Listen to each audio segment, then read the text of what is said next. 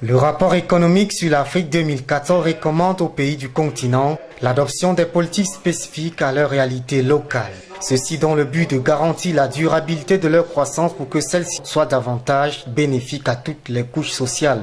Le document de 130 pages divisé en 5 chapitres a été rendu public le 17 juillet à Yaoundé. Une co-publication de la Commission économique des Nations Unies pour l'Afrique et la Commission de l'Union africaine.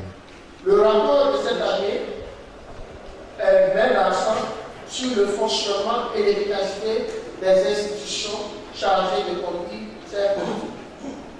Il prit ces recommandations des équipes d'État de 11 pays, à savoir le Congo, la Côte d'Ivoire, le Gabon, le Kenya, l'île Maurice, le Maroc, le Nigeria, le Rwanda, le Sénégal, l'Afrique du Sud et la Tunisie, ainsi que les expériences réussies de certains pays émergents. Le rapport économique sur l'Afrique 2014 a pour thème la politique industrielle dynamique en Afrique, institutions novatrices, processus efficaces et mécanismes flexibles. Cette publication attribue en partie l'échec de la transformation industrielle en Afrique à l'inadéquation des schémas industriels, au déficit de consultation avec le secteur privé.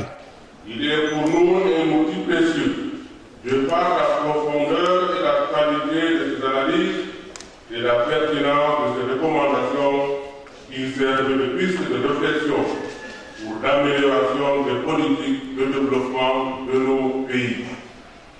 L'édition 2014 que nous lançons ce jour se veut pour une poursuite de réflexion entamée depuis 2011 et qui place la transformation culturelle et industrielle au centre du développement de l'Afrique. L'édition 2014 de ce rapport s'inspire des travaux des éditions 2011 sur le rôle de l'État dans la transformation économique et celle de 2013 sur l'industrialisation fondée sur les produits de base du continent. La prochaine étape est donc une bonne exploitation de ce document pour voler au secours d'une économie africaine, toujours à la recherche de ses repères.